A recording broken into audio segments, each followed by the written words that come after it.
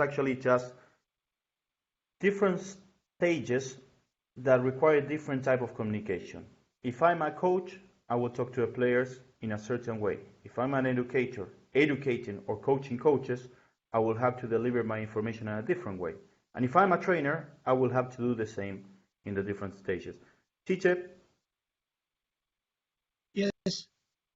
If you want to add information on this part, please. No, it's like you say, it's all these these items are part of one structure, which is really a teamwork. I'm going to do the job as a trainer, and I have to confess that it's a very different function when you watch the performance of the education of the coaches and the player from both sides of the pitch, just to looking after and to watch and be careful how the educator are proceed and how the coaches are proceeding with the players. And then you have the opportunity to talk with the educator, then talk with the coaches, and the coaches have to help the players to perform. Otherwise, our job as an educator or trainer is to coach another person for coaching players. Okay, that's the real job. Thank you, Pablo. Natalie. Yep. Natalie? Yep. Yep. Now, in this presentations you're going to be delivering to players or coaches? Coaches. Okay, good. So, Anthony, as an educator, do you see a difference, perhaps that you can say that when we talk to coaches than when we talk to players?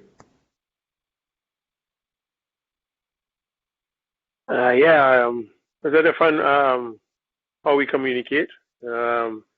Communicate in different ways for different types of learning. And as an athlete, it's about learning and being able to make individual decisions and stuff. So it's not about giving answers. It's more of them being able to, pull that out of themselves to be able to really get that learning. And sometimes it's almost the same for the coach, but maybe at a different level as to the kind of questions you ask and not open-ended questions kind of things to let them to learn differently. So I would say, the communication is a bit different, in being able to pull that information out from them and not necessarily feed them the information that is necessary.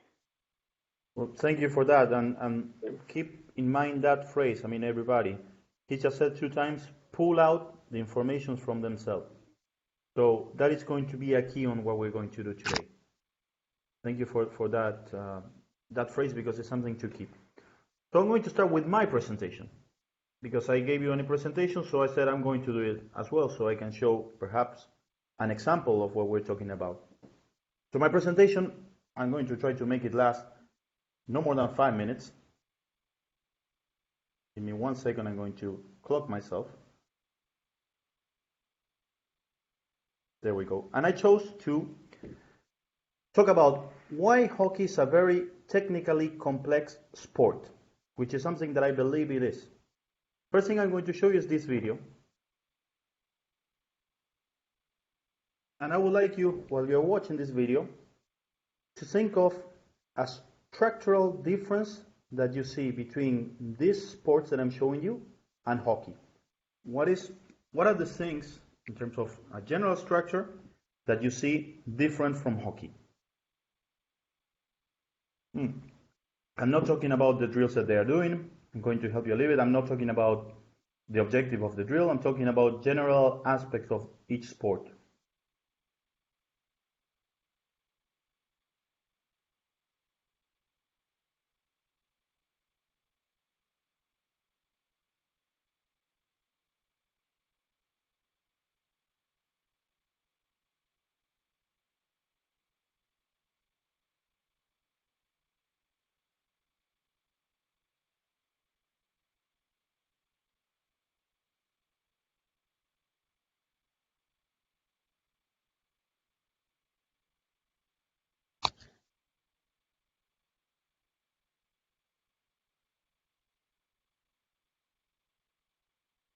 So, Dwayne, do you see any differences? What are the structural differences that you see? It's you hear me? Yes. Yeah. I think with the other sports, they use the actual bodies. So they catch the ball with their hands, they kick the ball with their feet in football, rugby. When it comes to hockey, you use your stick. So I think you need your hand-eye coordination needs to be a little bit better. So that's like one of the main differences I saw. We as hockey players need better hand-eye coordination and technical skills to do our skills. But yeah, that's it. Thank you. That's Good. Damian? Yeah, I'll go with the cheat code where Dwayne stole my answer. But yes, basically, hockey, you're manipulating an external object as part of the game where all the other sports, you just have to have really control of your body only to manipulate the ball. But, in addition to your body, you have to control the stick to control the ball. So, for me, that's the fundamental difference that I see. Yes, thank you. I agree. Yes, I mean, if we look for a similar structural sport, could be tennis, golf, I mean, even cricket. I mean, all sports that we have to handle an object before or we have to use an external object to manipulate a third object or a second object, sorry, the ball. Natalie, we already said that, then we said that it's a more complex sport. I don't know if it's more difficult, complex for sure. How do you think that we can help players to improve the technique in this complex sport? But we need to actually build muscle that that allows us that we use actually to control and manage the object that we use, which is called the hockey stick.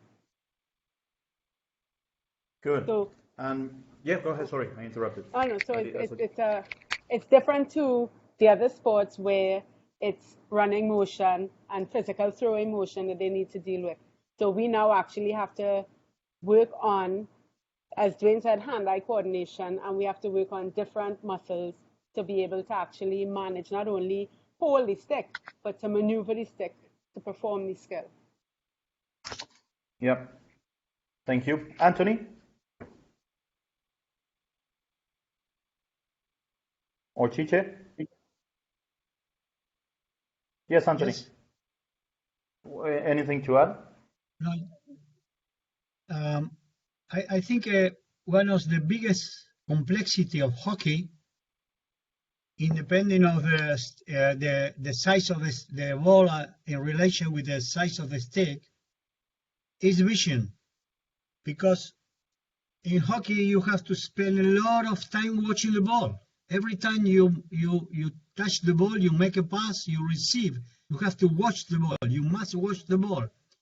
In other sports, you don't need to watch the ball too many times as in hockey.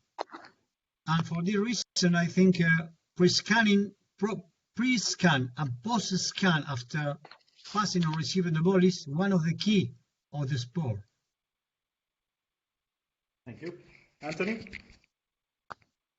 Yeah, I think I line with Chiche in that way. Even though he's looking at the stick in correlation to the ball, I look at the actual amount of individuals that on the pitch at the same time with this small ball and the stick to control at the same time, and therefore the ability to maneuver in this 60 by 100 size pitch.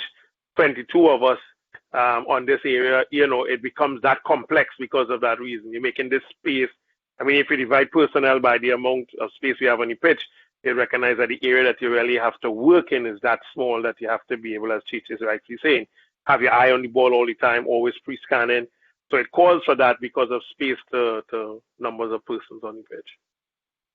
Yeah, thank you. And yes, and I happen to agree with everybody's input.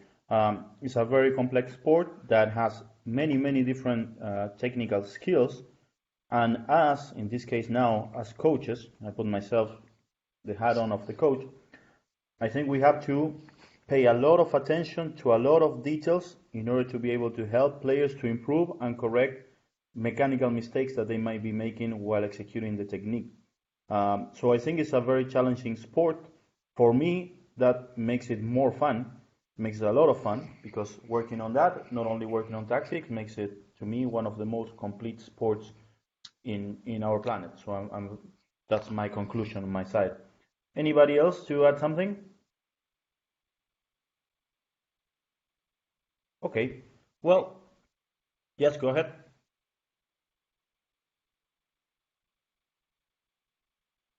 I think there was somebody. Well, I finished the presentation. It was short, in 7 minutes. My question to you guys, how much information did I push on you? How much did I pull from you?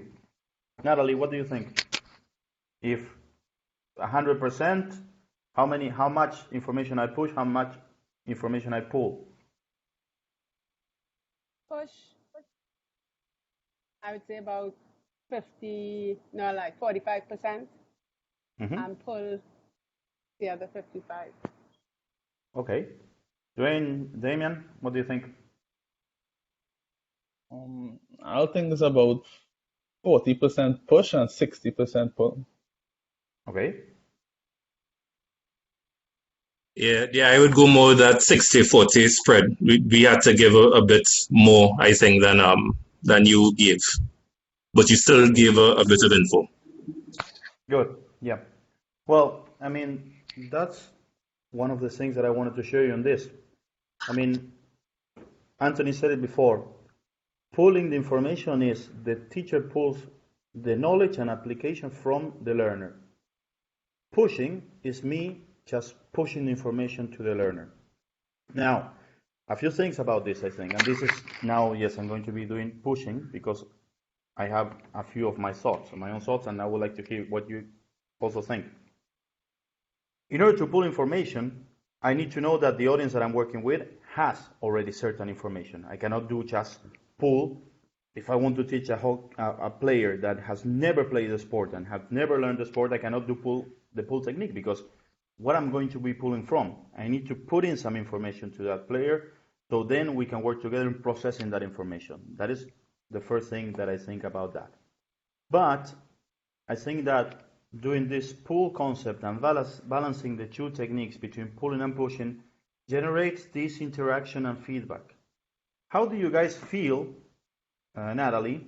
How do you feel when we did this? What do you think about when we were talking out like this? Do you feel comfortable? Do you feel intimidated? Do you feel that you could express your opinion? How do you feel? I actually feel more comfortable. That's the way I work. I like the push and pull work way. I actually maybe sometimes pull a little bit more before I push. So I like to throw the question out, throw the leading question out, and see what's out there, and then we discuss. And then sometimes it may come back to exactly what it is I was trying to push to you, and then other times it may not, but we then have a difference of opinion that we could talk about. Good. Willard, would you like to add something to this? No, I think basically, it's been said. I'm okay with this. Yeah. Okay. Rhea?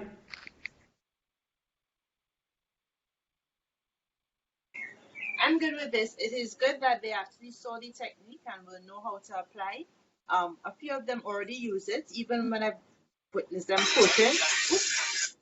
So, yeah, I'm good. Anthony, what do you think about this part? You mentioned in the beginning pulling the information out of the players.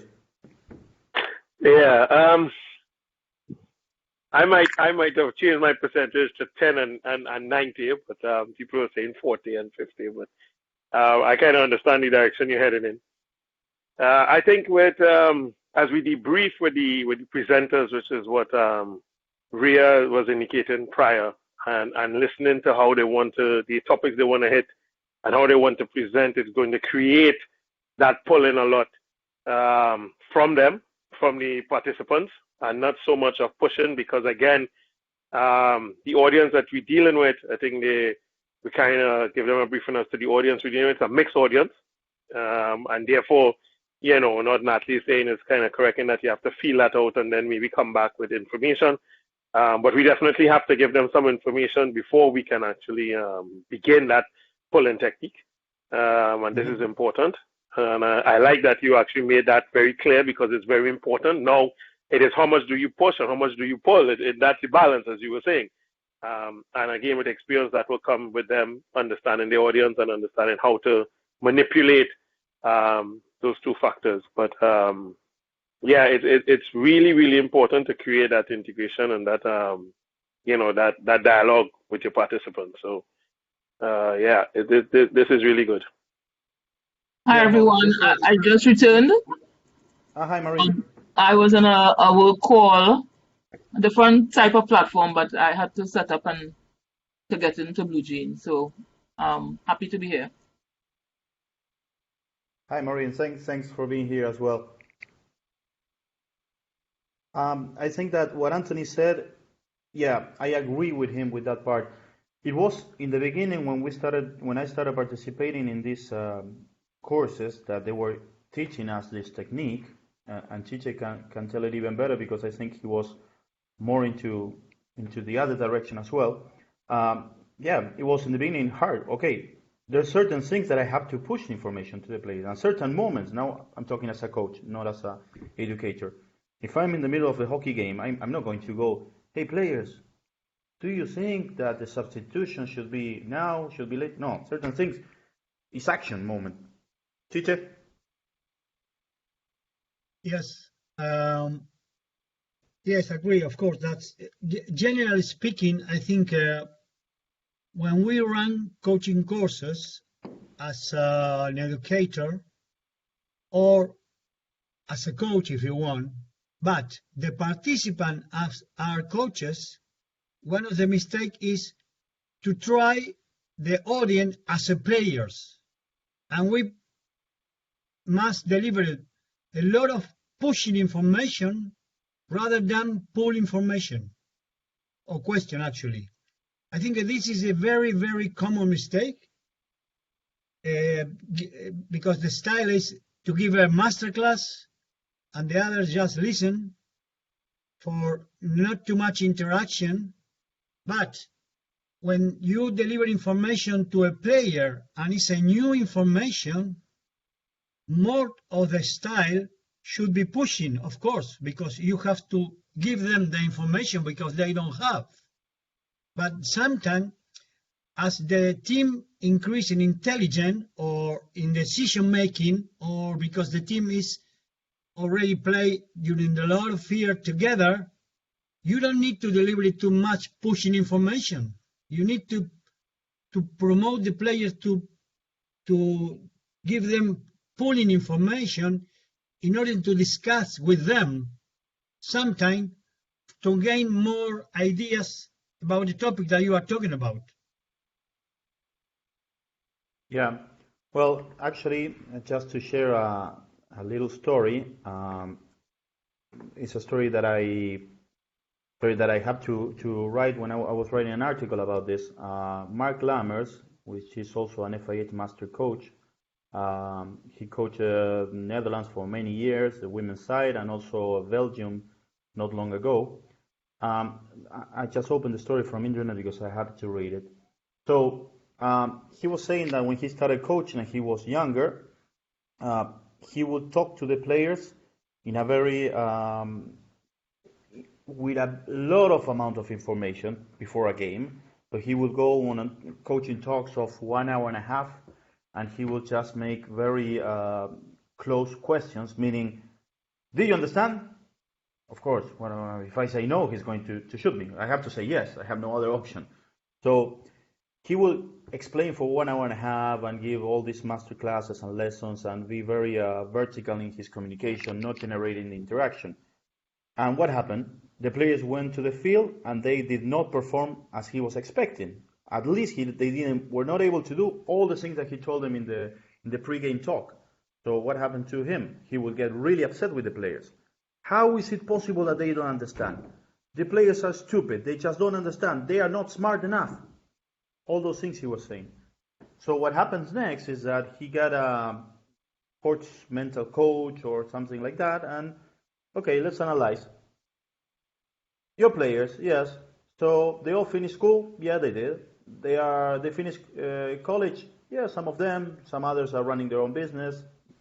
One has a bar. I don't know. Whatever. Doesn't matter. So they're doing things that challenge their mind outside hockey. Yes. So you really think that they are stupid, that they don't have intelligence? Do you think that they are not smart or uneducated, that they cannot understand the things that are required in our sport to perform properly? And that is the moment that he said that he clicked. This was said by him in an interview. So he said, okay, the problem are not the players. Perhaps I have to analyze the way I am communicating this information. There must be something wrong with the way I communicate that they don't understand.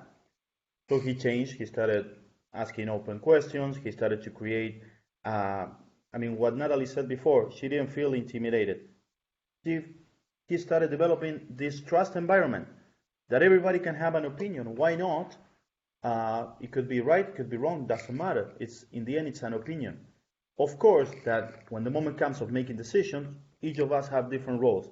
If I'm a coach and you're the players, you give me the information, but in the end, it's going to be my decision not because I'm more important or less important than the players. It's because it's my role. The same way that the goalkeeper has a different role, the captain has another one, and the team manager has another one. So it's important.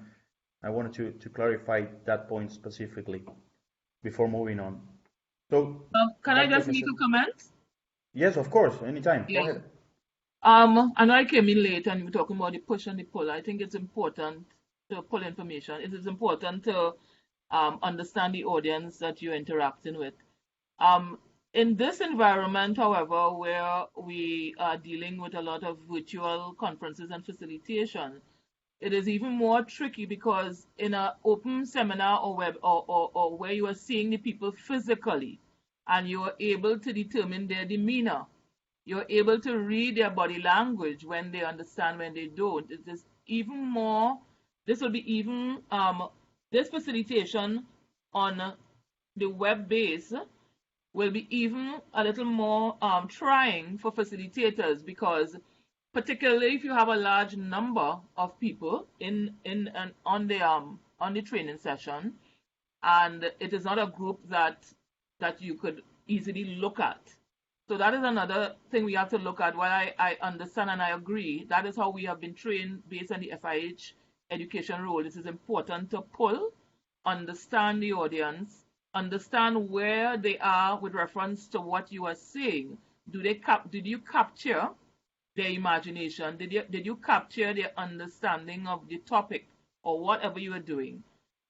It's even more so now that we have to be very cautious the number of people that we accept on the webinars, so that you could in fact have a real input on the individuals you are talking to.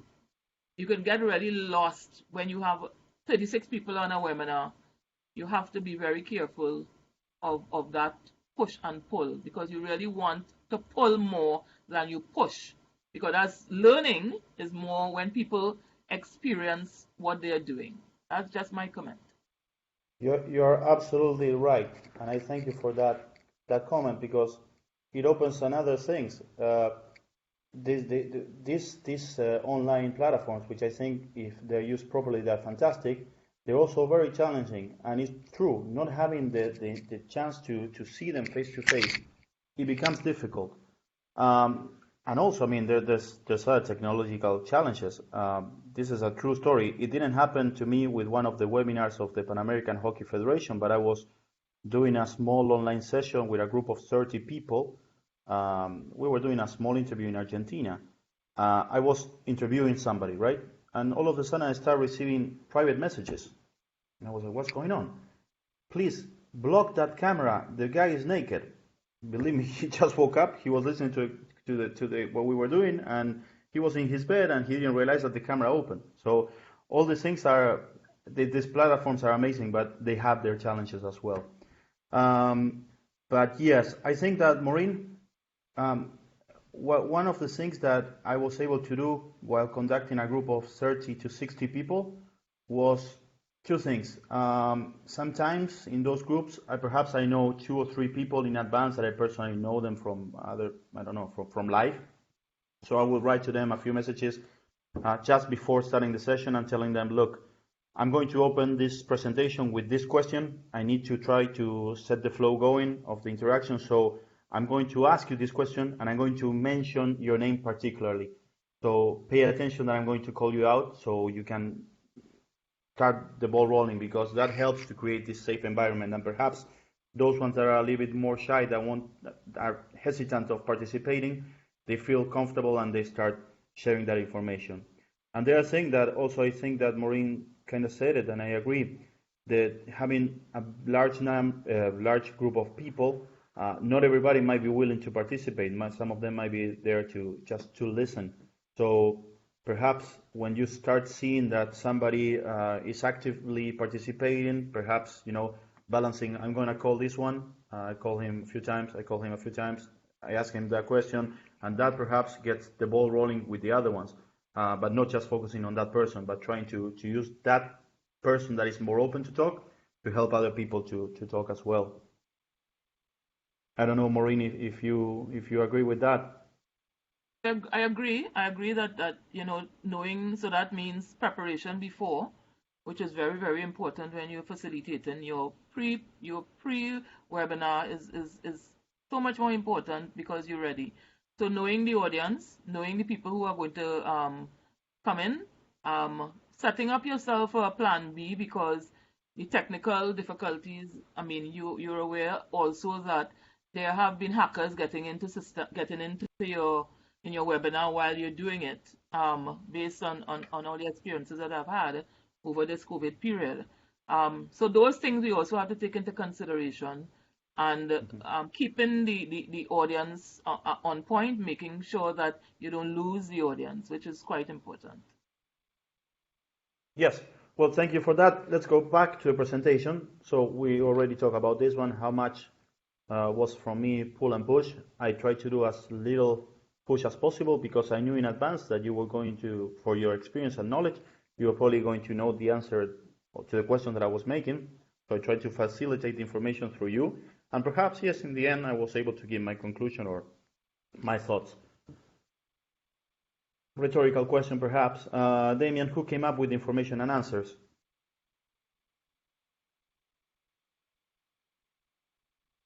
Damian?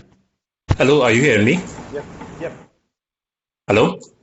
Yes, go ahead. Hello? Yes. Oh, okay, yeah. Sorry, yes. As the participants, we were coming up with the information and, most of the answers. Yeah, so what did I do actually then? Because well, you gave us some context. So you gave us the different sports, and you contrasted those different sports with hockey, or you asked us to come up with what the difference was. So you created a situation in which we had to observe something and then draw conclusions based on what we observed. Exactly. Well done. Thank you. So, presentation slides, part 3, before we go to your part, guys. Presentation slides. Dwayne, what can you say about my presentation style so far, of what you've seen on screen? If you have to describe it, what would you say?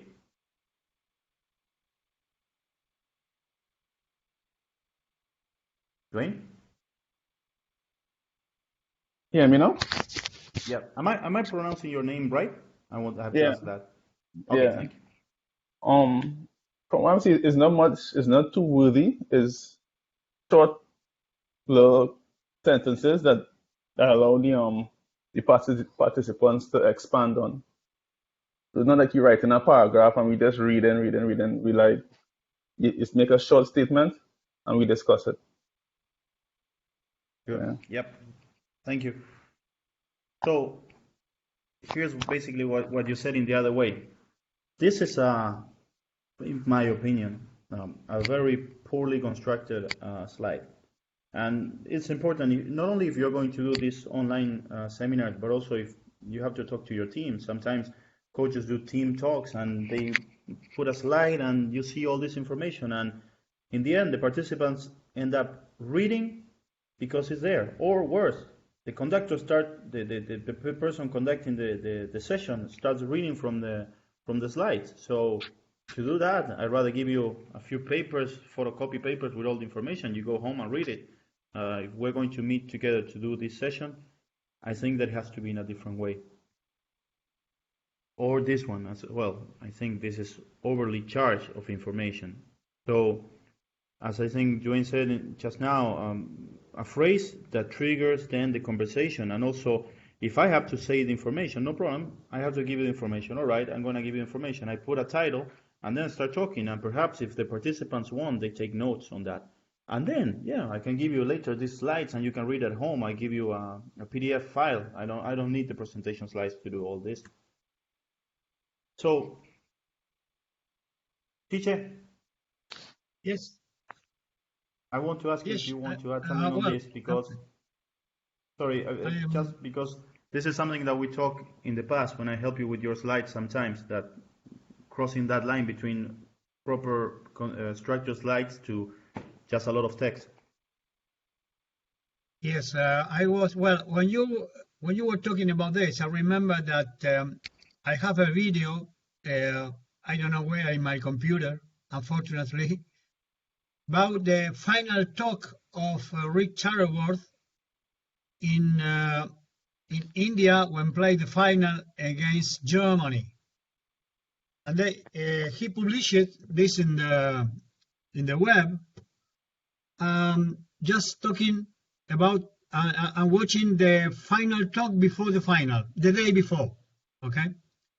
And was really a great example because Rick, the coach, who actually won the World Cup, only put 4 words in the whiteboard.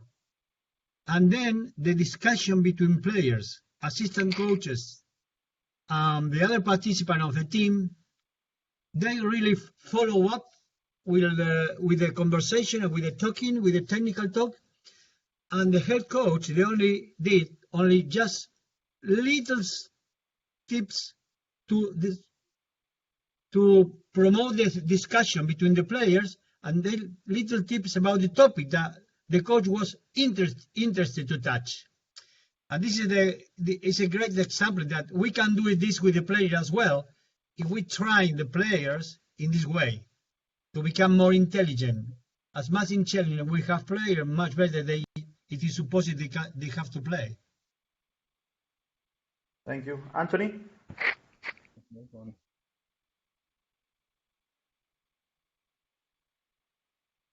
Anthony?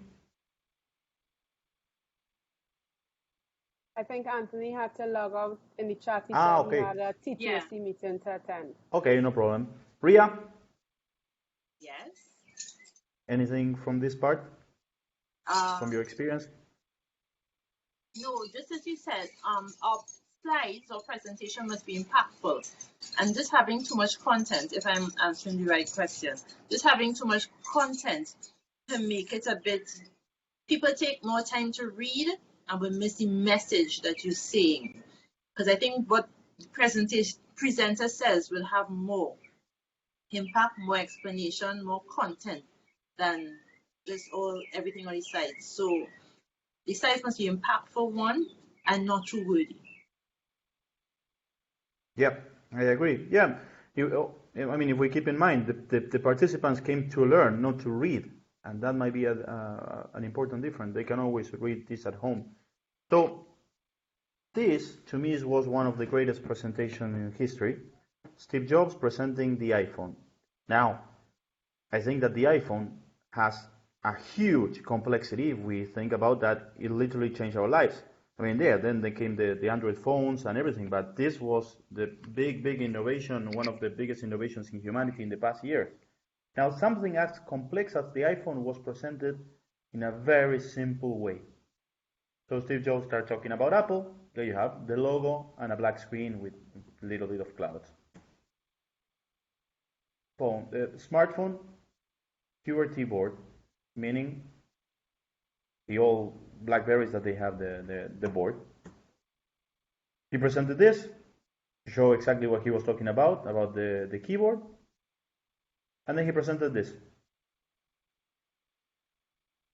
He presented some of the features of the iPhone. Of course, there were a few more slides before, but this, at least in the first 20, 30 minutes, was the one that had the most amount of text. The other ones were like this. And if you want to check it out on, of course, this was not an interaction session. He was presenting. It was a different session.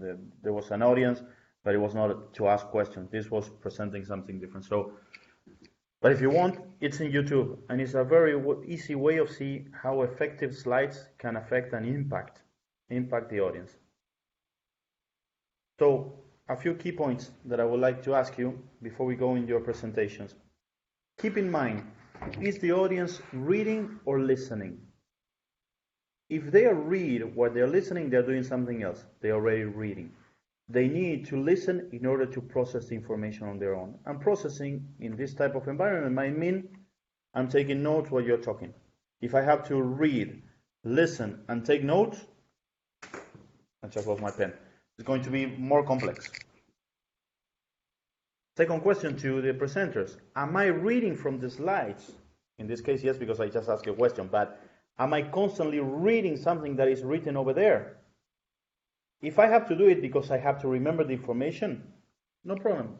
Have a notepad here with you, keep this in the background, and you read from the notepad, no problem. But you're still telling the story, you're still showing the information, you're giving the information, not making people read. Who is doing the talking?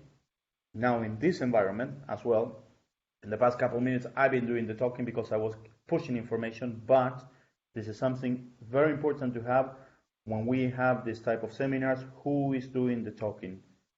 How much push and pull information am I balancing? Did I create an environment of trust? Natalie, are you around? Natalie? Yep.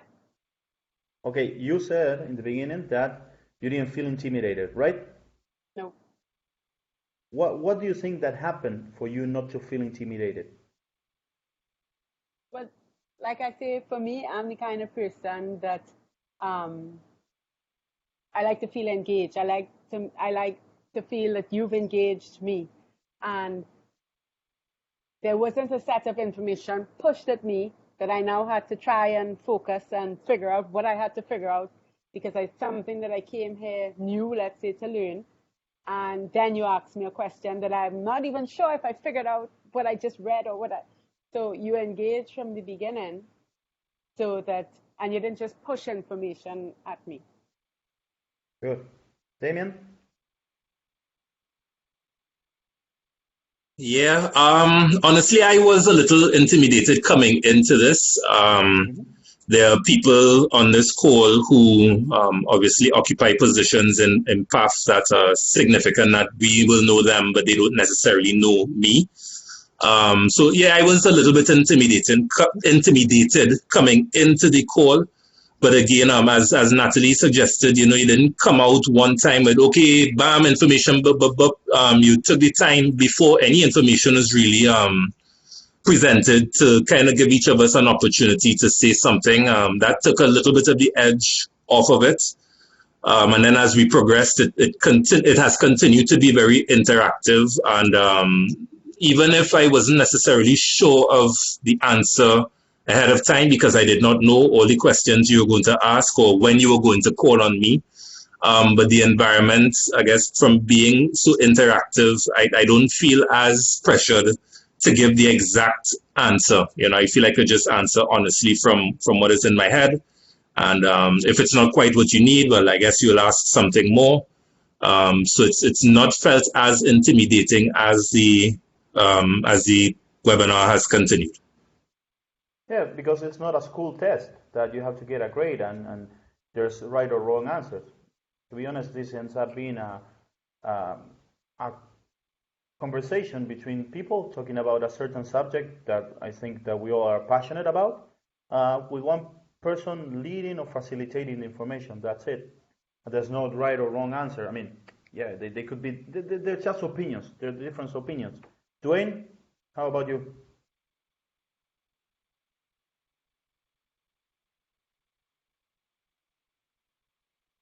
I don't know if he's there. Dwayne? Sorry. I think he. Yeah, go ahead. Oh yeah. Yeah, coming into it, was a little bit unsure. I wouldn't say I was intimidated, but I was just unsure of where this whole webinar was going. But as soon as it started and you saw like how interactive it was and the tone that it took, like how you speak to us or whatever, and things like that, like you became more relaxed and more comfortable. So Good. yeah, so it was, yeah. Good. Maureen? I joined in late, but I quite understand what you're doing, and I mean, I'm not a person that is easily intimidated, so that's just my personality, and that also we're going to find when we are doing training. There will be different personalities among the participants, and we would have, if we don't know them, we would have to pick up early to see the people who are introverted and the people who are extrovert, and try to include the introvert and make the introvert set a tone so that the least talkative person will be able to feel comfortable enough to give their input. So I quite agree. I mean, like, I know you, we have trained together. I know Chichi quite well.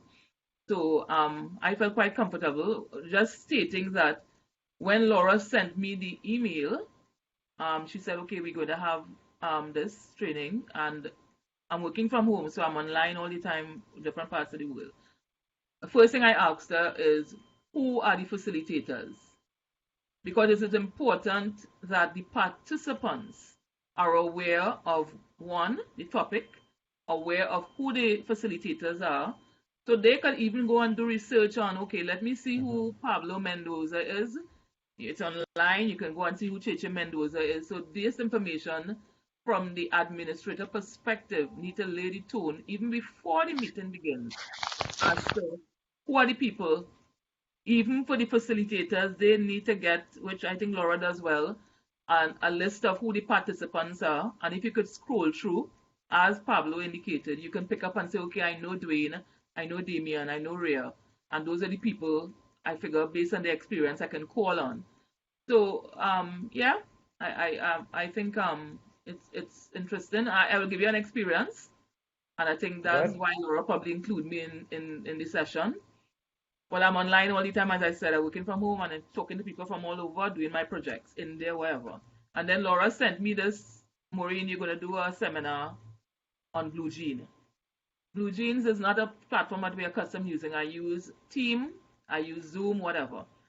And the first day, it didn't. My connection was poor, so I think I had about 40 people online waiting for me, and I got on, and then I just got lost. And I am an experienced, and I got very nervous. And then we set it up for the next day. So the next day I got in, we had 30-something people, and I had to do a hard plug-in, meaning that not dependent on the Wi-Fi. So this is where you have to also have a plan B. So I had to plug in, old time styling, plug in the thing so that I can get on. And then I felt totally alienated because I don't know who is out there. Are they hearing me? Are they seeing my slides? Laura did say that she will take all the questions. It was a level 1, so it was a very low level of the training. So many people would not have been experienced. And I am accustomed pulling. So imagine I'm in an environment, I'm accustomed pulling. I can't see my participants, and I'm like in the blue sea just swimming. And eventually the feedback I got from Laura, why you just spoke right through, you only talked at the end to them. And it's because I couldn't see them. I didn't know if they were hearing me well. I keep saying, are you hearing me? I lost you? Nobody's saying anything. So it's important to stop, engage, get feedback, and move along. So I'm happy with what you're doing. Well, thank you. And yes, I mean, it's great that you're sharing this experience because, yes, I think I love what you said of adapting. I mean, we have to be very flexible. And I think that on our side of the world, we are known for that, of adapting to unpredictable situations and solving down the situation. I'm comparing now perhaps to Europe, that I just happened to work last week with them. And these things that we have on our behalf, I think they're very important that we keep them present and we use them as a skill. This being flexible and adapting to unpredictable situations, scenarios can happen. And now with these online platforms, yeah, new situations like that can arise, and we have to have a plan B and even plan C perhaps. Willard, is your microphone working? Yes, I'm back. Sorry, I had to step out for no problem. How are you? Call. I'm good. Yeah, I'm listening to what was said, and all of this is good. I just want to ask, in terms of, not ask, but share in terms of the, looking at the environment, creating the environment. Not only you may not be able to see in a webinar or to be the amount of people on board and connect with all of them, but based on your audience, I mean, in the past we have Spanish and English predominantly, and one of the things that as a presenter you will have to be consciously aware of is that what you may say in English, if you're presenting in English and you have Spanish participants who relatively understand your English and stuff, but the context in which you may present something, or the context you may ask a question may not resonate with them, and vice versa. So you always have to be looking at and assessing and getting a feel for what is coming back at you, so that you can pitch and keep people comfortable on one hand, and also that they will understand where you're coming from, so you can have that flow. So yeah, it's having, when you engage other people and get feedback and from them, you actually have an opportunity to also be thinking ahead as to how you should move the thing forward. It may not be as you planned, but you adjust, as you said, you adapt and you move forward, and hopefully everybody will have understood or would have gained from this. Yes, Willard, let me ask you something, because what you were saying that about the language sometimes and the context, it just came a story in my mind. I mean, I just remembered something that I did wrongly while I was in Barbados without knowing that I was doing something wrong. So let me ask you something, Will. Saying I don't mind about something is one thing. Now, saying I don't care about something is something more perhaps insulting, right? Mm.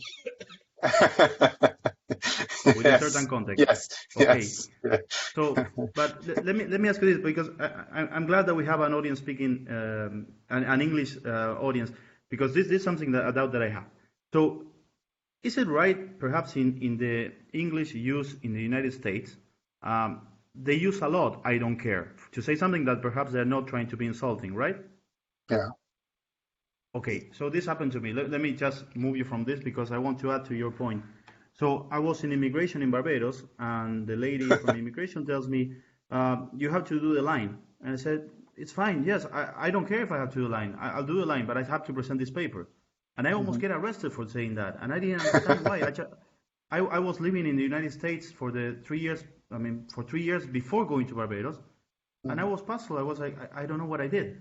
I was apologizing, but I literally didn't understand. And in the end, they explained to me, saying I don't care in the United States might be okay for certain situations, might not be insulting. But here it is. It's a different type of English. And I said, okay, lesson learned. Actually, Pablo, saying I don't care in any English setting, it's a kind of disrespect. It means that you are not willing to consider anything that the person has just said to you or recommended to you. So it's always better to say, I don't mind. I don't mind, meaning that I'm neither here nor there. It's fine with me. But if you say I don't respectful, yeah. If you say I don't care, you are taking a very adamant stand that I don't care about what you are saying or the recommendation you are making. So it could be taken very, very literally. Well, I got in so much trouble for that. But just to add to what Maureen said, Pablo, if I may, it's I guess it's a lesson that you learn and an experience that you can use, because although we speak English in the United States and the Caribbean, English-speaking Caribbean, etc., it's a different culture, and so what we may get agreed with that same statement, that you made, although we are English, because we are more from along the British side, British Right. background. And as she said, the meanings, what you are conveying, we will take it in a way quite different to the Americans. So, and even the Canadians to some extent. So, yeah, it brings me back to what I'm saying, that you have to be mindful at all times as well as to who you're speaking to, and particularly when you have a mixed audience, how you may couch it. You may have to actually, convey it in a couple of ways so that you have the majority buying in or understanding where you're coming from. So yeah. But it's really important. Yep. Just to finish with this item with this topic about language differences. Yesterday I went through a very short video talking about the different ways in saying things, what means in different languages. And because someone speaks many languages, may take it wrong as you did in Barbados. I will try to recover that video. I think it was in LinkedIn, and I will send it to you. So okay, yes, please. Yeah, so that happened to me. So I think that is to keep in mind. And as Willa said, I mean, whose responsibility is us? If we are presenting, if we are delivering the message, we have to be very aware on how we say it and the way we say it, and as well the context. Priya, to close this part, anything to add, please? No. I think it was well explained, even the examples put forward. So no, I have nothing more to add. Okay. Chiche, the last part before we go to presentations? No, thank you. Everything okay. Well, now, Damian, Dwayne, and Natalie, I will pass it to you, if that's okay with you guys. If you need a few minutes to adjust, just try to keep in mind what we just did. Try to keep in mind the push and pull concept. Try to keep in mind what we send you on the email of making very interactive. We can go between 5 to 10 minutes with your presentation. That's fine. And after each presentation, we just do a short feedback session back and forth for 5 minutes. So if that's okay with you, Damian, would you like to be the one starting?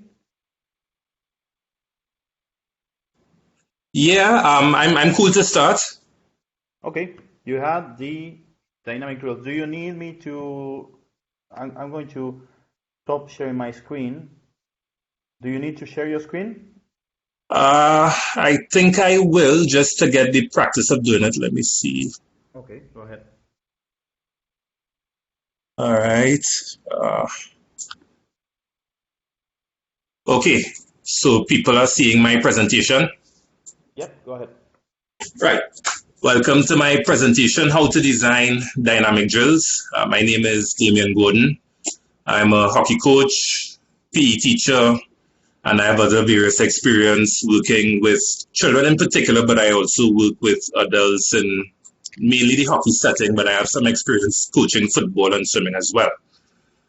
All right, so I'd like to welcome you to my presentation. We will be discussing what a dynamic drill is, what is the antithesis, or what is the opposite of dynamic drills, and then we will go into an exercise for dynamic drills, looking specifically at forward stick dribbling. Yeah. Any questions so far? Everybody's clear on what I'm saying? Yep, all right. Clear. Yes. All right. Thank you. Feel free to interrupt me at any point if I'm speaking too quickly or if you're not understanding anything that I'm saying. Right. So what are dynamic drills? Dwayne, I'm going to pick on you first. What is your answer to this in your own words? What are dynamic drills? I think a dynamic drill is a drill that kind of simulates a game scenario, so it's more movement, more passing, more, if it's whatever the drill is, passing, shooting, whatever it is, it's more game type situations rather than just moving from cone to cone, that kind of thing. Okay, thank you. Good answer. Rhea, you have anything different or something to add maybe? No, nothing to add. All right, great. Thank you. What about you, Natalie? You working in this environment a lot. You have what are your words on what a dynamic drill is?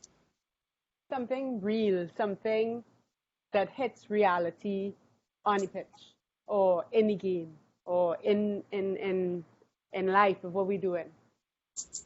Okay, good. Another good answer. So I'm going to share something here with you, and I want you afterwards to tell me if you agree or disagree with this, right? So for me, I have some elements of dynamic drills. They involve constant movement. There's pressure on the athletes, and there are different ways to apply this pressure. I gave some examples there. Either you add defenders, or you could restrict the space. You could restrict time on the ball or time to complete the movement.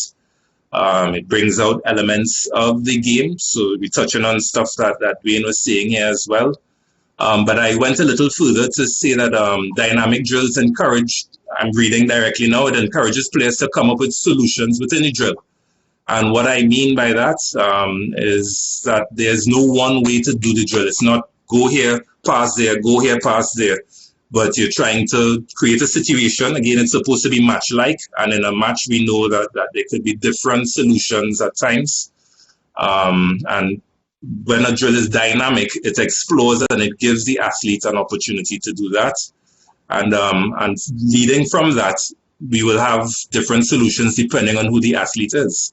So, Maureen, do you have any problems with what I've said? Anything that you disagree with or you wanted to add? No, I quite agree. I like how you break it out. I think I understand it clearly. Thanks a lot. Yeah. Again, I'm picking on you, Natalie, as a coach. Anything that you disagree with here or that you would like to add to what is in front of you now? No, actually, nothing to disagree with. I like the idea of adding pressure and adding pressure by various components, whether it is taking players, reducing the number of players, or adding the number of players on the other team, or space restrictions, because both of them tend to be factors in real game. Yeah, good. I agree. Thank you. All right. So here, showing you a picture of why the sport is dynamic. There's a lot of movement in the game, lots of running. We have to manipulate the stick.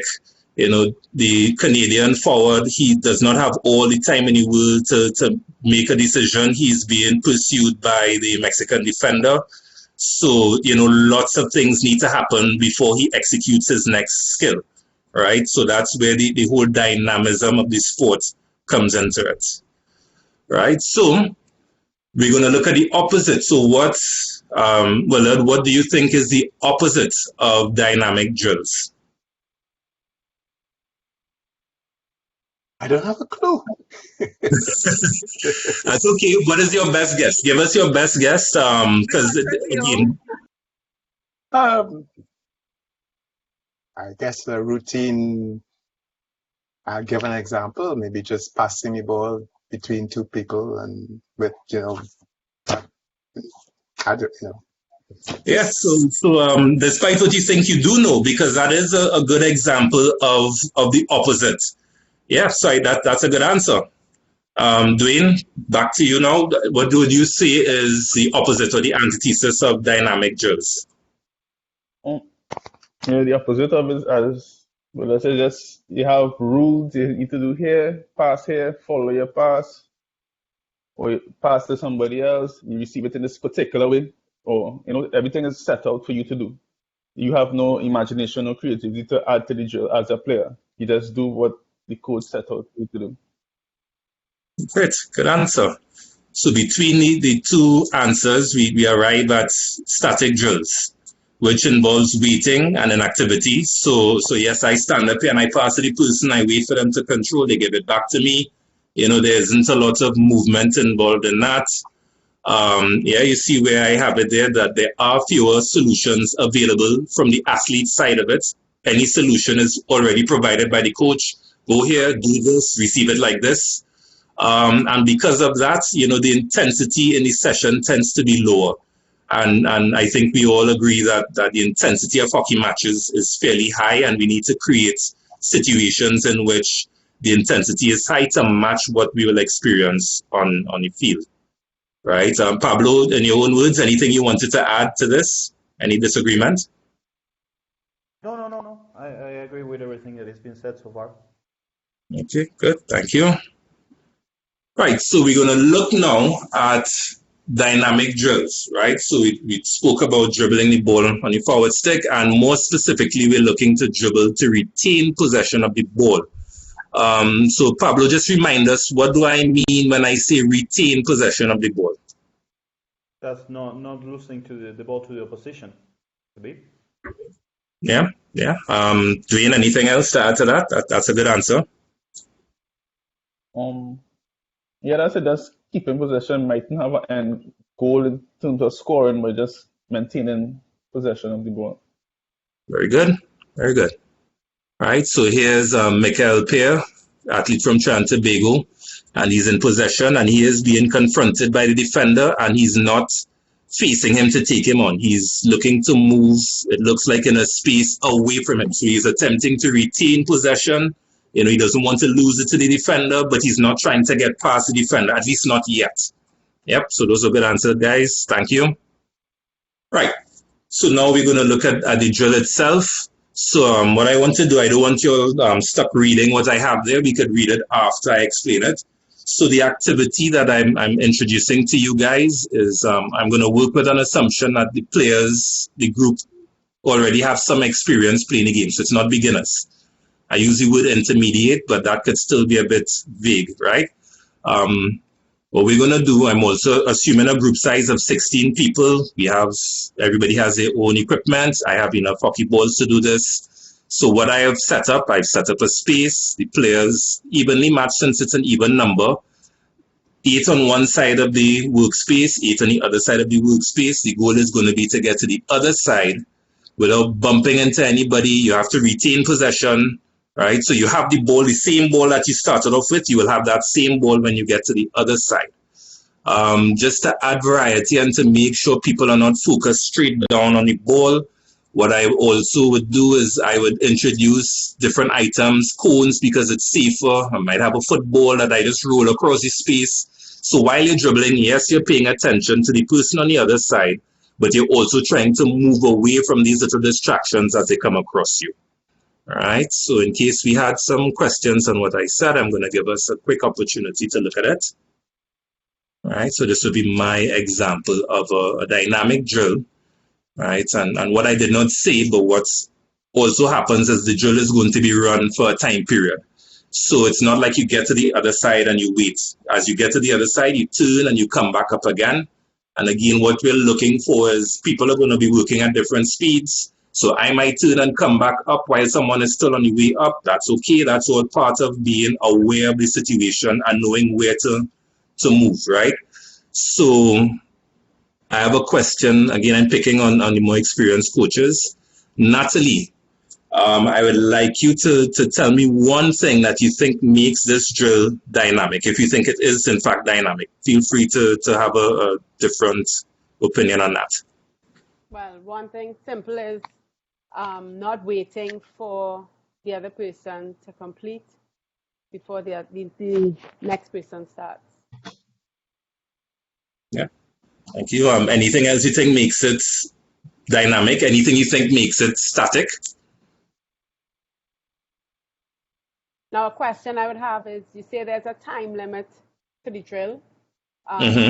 Is there a number that we need to complete within the time limit, or no?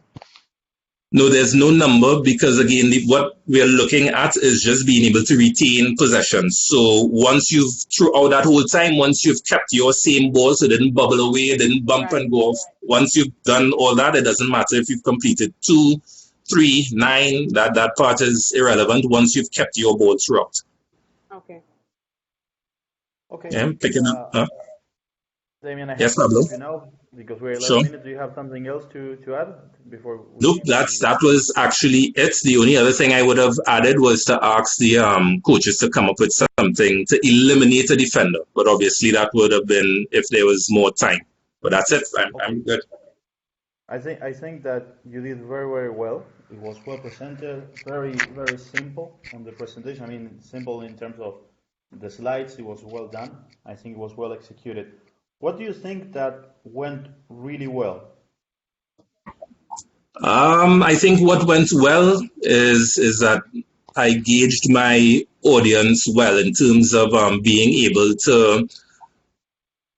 So Natalie, so if you notice, I picked very specifically on the people who do more coaching, and I think I did that part of it well, where they were able to give answers that sort of went deeper into what the skill was without me having to provide a lot of information like that.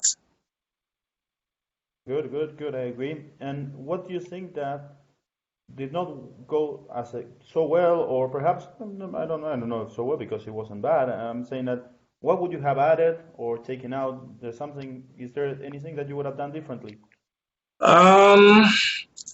Maybe so the other people who are not necessarily coaches all the time to have a way to get them to answer, to feel confident answering, that they knew it anyway, that it wasn't necessarily a deeply technical question. I feel maybe because we're going to encounter that in the course of the sessions. There are going to be some people who have been coaching hockey for a while.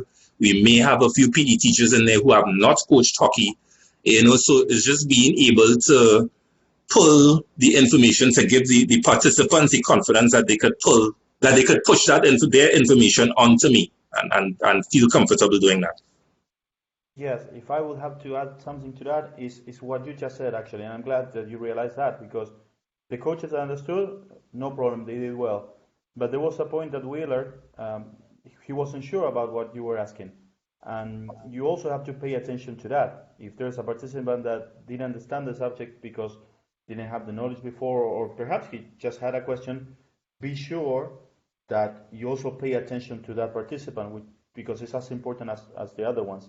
The last question, how do you know that, are you sure that everybody understood? And if you do, how do you know that they understood everything you said?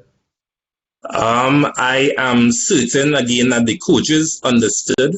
Again, there was a big difference in their confidence in answering, the questions that I was asking. So I'm reasonably certain that the coaches understood.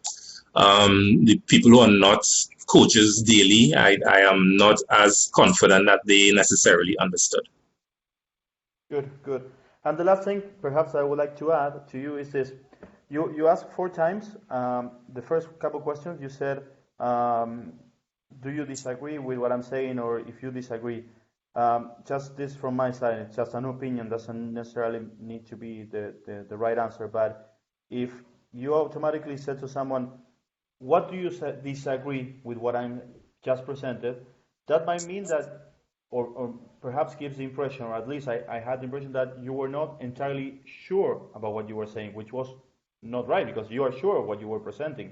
You clearly show it. But on the moment that you ask someone, what do you disagree with? You're assuming that the other person is in disagreement with you.